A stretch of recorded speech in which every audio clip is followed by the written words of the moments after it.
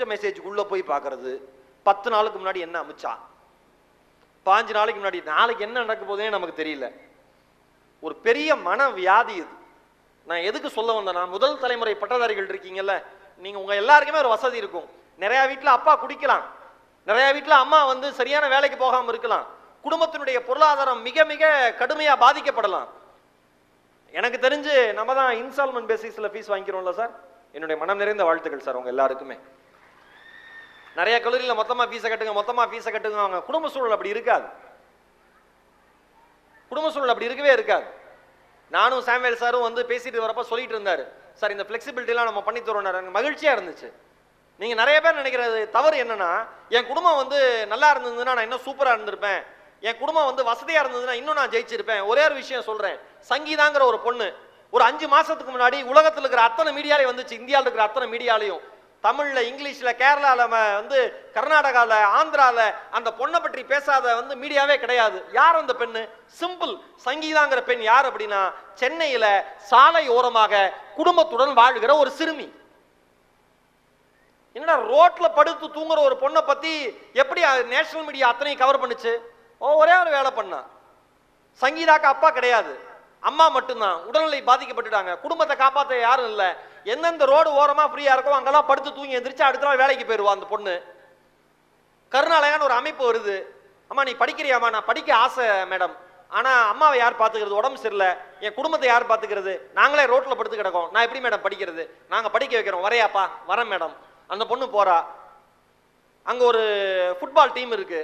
அந்த பொண்ணு கேட்கிறா, ஏன் கேர்ள்ஸுக்குன்னு ஒரு ஃபுட்பால் டீம் கிரியேட் பண்ணக்கூடாது? ஓகேமான்னு சொல்றாங்க. கேர்ள்ஸுக்குன்னு ஒரு ஃபுட்பால் டீம் கிரியேட் பண்றாங்க. சின்ன ஜோனல் லெவல்ல பக்கத்துல விளையாண்டு மாவட்ட அளவில் ஜெயிச்சுக்கிட்டே இருக்காங்க. மாநில அளவிலான போட்டியில ஜெயிக்கிறாங்க. அந்த சங்கீதாங்கிற பெண்ணு ஃபுட்பால் டீம்ல பெரிய லெவல்ல வரா. இப்ப அண்மையில ரஷ்யால மாஸ்கோல நடந்த, போன மாசம் ஜூன் மாசம் நடந்த ஸ்ட்ரீட் சில்ட்ரன்ஸ்க்கான வேர்ல்ட் கப், ஃபுட்பாலுக்கு எதிரான வேர்ல்ட் கப் நடக்குது. ஸ்ட்ரீட் சில்ட்ரனுக்கான ஃபுட்பால் வேர்ல்ட் கப் மேட்ச் நடக்குது. அதுக்கு டீம் இந்தியாவோட கேப்டன் யார் தெரியுமா?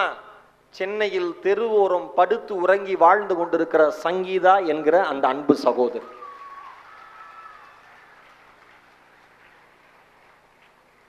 மாஸ்கோல நடக்குது, மெக்சிகோக்கு எதிராக விளையாடுறாங்க. Team India ஜெயிக்குது.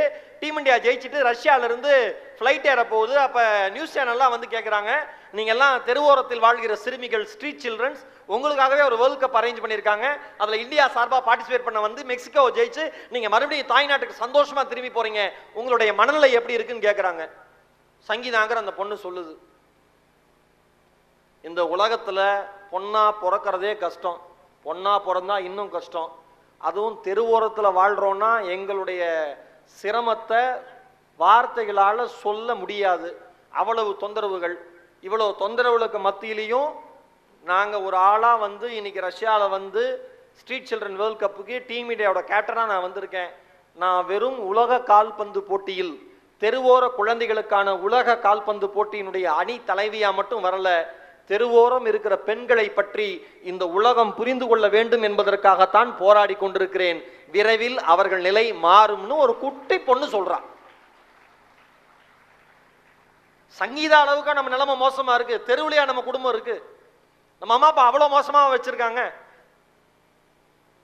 இருக்கிறதுக்குன்னு ஒரு வீடு இருக்கு, நம்ம ஃப்ரெண்ட்ஸ் கூட படிக்கிற ஃப்ரெண்ட்ஸ் அளவுக்கு வசதியா இல்லைனாலும் இருக்கிறதுக்கு டீசெண்டா ஒரு வீடு இருக்கு, படிக்கிறதுக்கு ஒரு அருமையான கல்லூரி இருக்கு, சொல்லித்தரதுக்கு அற்புதமான ஆசிரியர்கள் இருக்காங்க. இந்த வாய்ப்புகளை பயன்படுத்திட்டு ஜெயிக்கலன்னு வச்சுங்களேன், அது நம்முடைய தவறு. அது நம்முடைய தவறு சகோதரிகளே. ஒரே ஒரு விஷயம் சொல்றேன், நீங்க பக்கத்துல இருந்து 1000 கஷ்டத்தை பார்த்துருப்பீங்க, அம்மா அப்பா கஷ்டத்தை. ஒரு தாய் தான் கஷ்டப்படுறத சொல்லி சொல்லி காமிப்பாங்க. நீங்க ஏதாவது ஒரு சின்ன விஷயம் தப்பு பண்ணிட்டா கூட, 10 மாசம் சுமந்து பெத்தேன் இப்படி பண்ணிவிட்டியே, 10 மாசம் சுமந்து பெத்தேன் இப்படி பண்ணிவிட்டியேன்னு. ஒரு தந்தை தன்னுடைய கஷ்டத்தை தன் குழந்தைகளிடம் சொன்னதாய் வரலாறு கிடையாது. அதனால்தான் அவருக்கு பெயர் தந்தை. உங்க அப்பா மூட்டை தூக்கலாம், உங்க அப்பா ஒரு சாதாரண டீ கடையில வேலை செய்யலாம், உங்க அப்பா வேலை பழு தாங்காமல் குடித்து விட்டு கூட தெருவில் கிடக்கலாம். அவர்தான் உங்கள் தந்தை என்பதை மறந்து விடாதீர்கள். உங்கள் தந்தையோட நிலைமை மாறணும், உங்க தாயோட நிலைமை மாறணும், உங்க குடும்பத்தோட நிலைமை மாறணும்னா நீங்க படிக்கணும். படிச்சு முடிச்சுட்டு வெளியில நீங்க நல்ல வேலைக்கு கம்பீரமா வரணும். டாக்டர் அப்துல் கலாம் ஐயா சொன்ன மாதிரி இந்தியாவுடைய இளைஞர் சக்தி என்பது மிக மிக பெரியது. அந்த மிக மிக பெரிய சக்தியை ஆக்கப்பூர்வமான வழியில கொடுக்கணும். நீங்க எந்த துறை வேணா எடுத்து படிங்க, அதுல பெரிய ஆளா வாங்க, உங்களோட பேஷனா இருங்க, உங்க பேஷனேட்டா இருங்க. உங்கள் வாழ்க்கையை தேர்ந்தெடுக்கிற உரிமை உங்களுக்கு நிச்சயம் உண்டு. அதற்கான வயது இது கிடையாது, படிக்கிற வயது இந்த வயது. படிங்க. படிச்சா மட்டும்தான் உலகம் மாறும், படிச்சா மட்டும்தான் உலகத்தை திருத்த முடியும். 10,000 நாட்கள் சிறையில் இருந்துட்டு வெளியில் வந்த நெல்சன் மண்டேலாவை பார்த்து பத்திரிகையாளர்கள் கேட்டார்கள், 10,000 நாட்கள் நெல்சன் மண்டேலா அவர்களை சிறையில் இருந்தீர்கள், என்ன கற்றுக்கொண்டீர்கள்? நெல்சன் மண்டேலா சொன்னாரு, நிறைய படிக்க கற்றுக்கொண்டேன். 35 வருஷம் ஒரு நாள் லைப்ரரி போய் ஒரு 5 ரெஃபரன்ஸ் எடுத்துட்டு வாங்கன்னு உங்களோட லெக்சரர்ஸ் உங்ககிட்ட சொன்னா, லைப்ரரிக்குள்ள போறது, புக்ஸ் எடுக்கிறது, படிக்கிறது எவ்வளவு கஷ்டம்னு உங்களுக்கு தெரியும். 35 வருஷம் தன்னுடைய வாழ்நாளை நூலகத்திலேயே கழித்தான் கார்ல் மார்க்ஸ். அதனாலதான் மூலதனம் என்கிற ஒரு நூலை எழுதி உலகத்தினுடைய தொழிலாளர்களுடைய பார்வையை உலகத்தினுடைய கவனத்திற்கு திசை திருப்பினான். படிச்சா மட்டும்தான் இந்த உலகம் மாறும், இல்லைன்னா மாறவே மாறாது. அது பெண்கள் படிச்சே ஆகணும். காரணம், உங்களை சுற்றி இருக்கிற உலகம் மிக மிக கொடூரமான உலகம். இந்த உலகத்திலிருந்து நீங்க தப்பிக்கணும், இந்த உலகத்திலிருந்து நீங்க மீண்டு வரணும், இந்த உலகத்தில் நீங்க வாழணும் அப்படின்னா என்ன பண்ணணும்? என்ன பண்ணணும்? சத்தமா என்ன பண்ணணும்? படிக்கணும். வெறித்தனமா படிக்கணும். பெரிய லட்சிய கனவுகளோட படிக்கணும். எந்த கிராமத்து வீடுகளில் வசித்தோமோ அந்த கிராமத்து வீட பங்களாவா மாத்திர வரைக்கும் படிக்கணும். எந்த கிராமத்து தெருக்களில் சாலைகள் இல்லையோ அந்த சாலைகளை பற்றி ஊர் உலகமெங்கும் இருக்கிற மக்கள் பேசுகிற வண்ணம் படிக்கணும். எந்த தெருவுல, எந்த கிராமத்துல, எந்த ஊர்ல நாம இருக்கோமோ, நிறைய பேர் எந்த ஊர்னு கேட்டா தர்மபுரின்னு சொல்லுவீங்க. தர்மபுரியா ஊருன்னு கேட்டா இல்லைங்க பக்கத்துலமீங்க. அதுவும் ஊருன்னு கேட்டா இல்லைங்க அதுக்கு பக்கத்துலயுமீங்க. நீங்கள் பிறந்த கிராமத்தினுடைய பெயரை சொல்ல கூட உங்களுக்கு வெக்கமா இருக்கும். காரணம் என்ன? யாருக்கும் தெரியாது.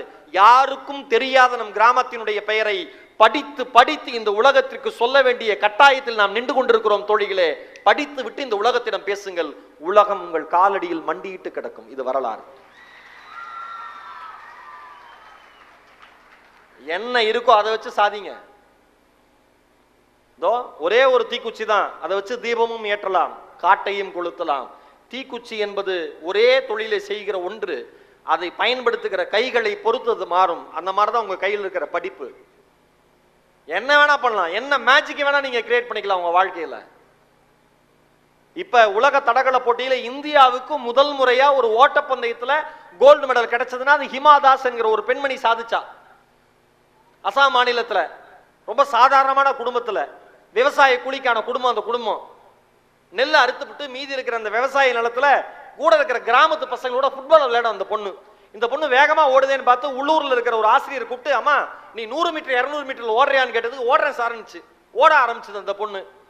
டிஸ்ட்ரிக்ட் லெவல்ல ஓடிச்சு. அந்த அசாம் மாநிலத்தினுடைய தடகள போட்டியினுடைய ஹெட் சீஃப் தலைமை ஆளு நிப்பான் தாஸ்னு ஒருத்தர். அவர் பாக்குறாரு, ஏன்னா காலில் ஒரு சரியான ஷூ கூட இல்ல, இவ்வளவு மட்டமான ரோட்ல விற்கிற ஷூவை போட்டிருக்க அந்த பொண்ணு, லேஸ் கூட கரெக்டா கட்டல, ஷூ லேஸ் கூட கரெக்டா கட்டல, ஒல்லியான கருத்த தேகம், மின்னல் வேகத்துல பாஞ்சு போறாள். யாரு பாய்வன் கேட்கிறாரு. அந்த பொண்ணு பேர் ஹிமா தாஸ் சார். இங்க டிங் அப்படின்னு ஒரு கிராமத்துல பிறந்து வளர்ந்த பொண்ணு, சூப்பரா ஓடுவா சார். உள்ளூர் ஆசிரியர் ஒருத்தர் இடம் கண்டுபிடிச்சு 100 மீட்டர் 200 மீட்டர்ல பயிற்சி கொடுத்திருக்காருன்னு சொல்றாங்க. உடனே நிப்பான் தாஸ்க்கு ஒரு ஆசை, அங்கிருந்து கவுகாத்திக்கு அழைச்சிட்டு போய் இவரை 400 மீட்டர்ல ப்ராப்பரா ட்ரைனிங் கொடுக்கணும், இவளை உலகம் முழுக்க நம்ம பிரபலப்படுத்தணும், இந்தியாவினுடைய மாபெரும் சொத்துன்னு அந்த கண்களுக்கு தெரியுது, அந்த பயிற்சியாளருடைய கண்களுக்கு ஹிமாதாஸ் தெரியுது.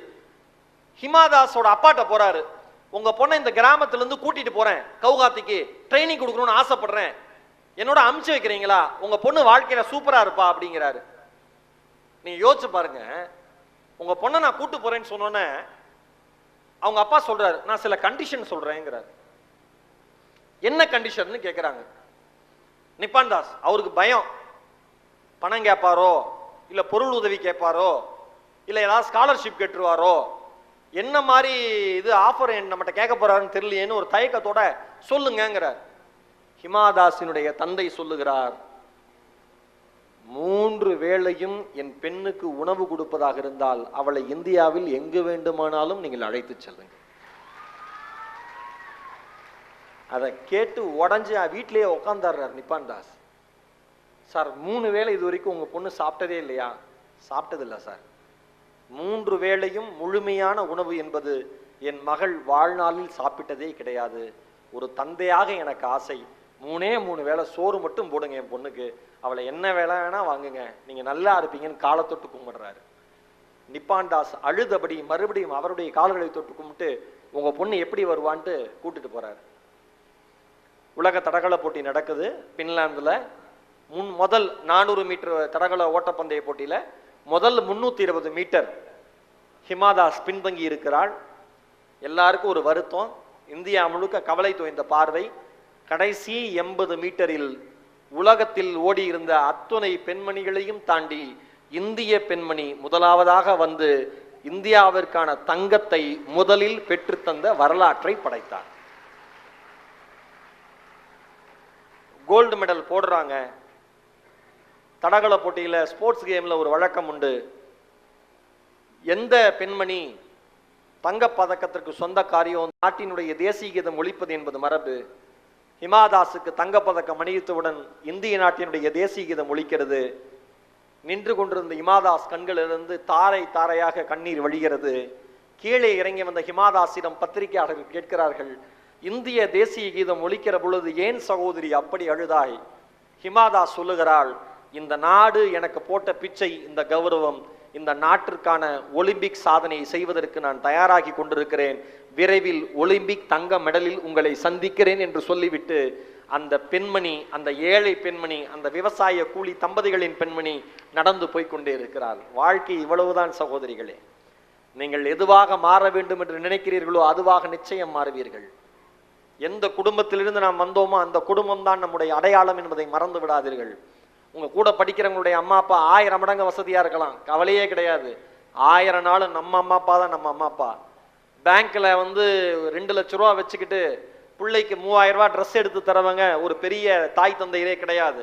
கையில 1 ரூபா கூட இல்லாம சொந்தக்காரன் காலில் விழுந்து, வேலை செய்யற இடத்துல காலில் விழுந்தும், தீபாவளி வருது, கிறிஸ்துமஸ் வருது, ரம்ஜான் வருது, என் பிள்ளைக்கு ட்ரெஸ்னா ரொம்ப பிடிக்கும், தயவு செஞ்சு காசு கொடுங்கன்னு தன் தன்மானத்தை அடகு வைத்து விட்டு ஒரு தந்தை காலில் விழுந்து வணங்கி காசை வாங்கிட்டு வந்து உங்களுக்கு ஒரு ட்ரெஸ் எடுத்து கொடுக்கிறார்ல, அதுதான் உங்களுக்கு கிடைத்த ஆஸ்கர் விருது. நீங்க நினைச்சுக்கிட்டு இருக்கீங்க, உங்களுக்கு எல்லாம் வீட்டுல அப்பாவை பார்த்தா பயமா இருக்குல்ல, அப்பானாவே எரிச்சலா ஆகுறீங்க, அப்பா பார்த்தா பயமா இருக்கு, அப்பா திட்டுறாரு. ஆனா மறந்துடாதீங்க, 1000 யானைகள் தராத ஒரு தைரியத்தை ஒரு அப்பா தருவார்.